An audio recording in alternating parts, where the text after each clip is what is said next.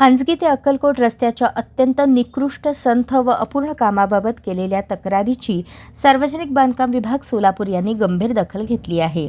कार्यकारी अभियंता सार्वजनिक बांधकाम विभाग सोलापूर यांनी संबंधित ठेकेदाराला पत्र देऊन स्पष्ट निर्देश दिले आहेत.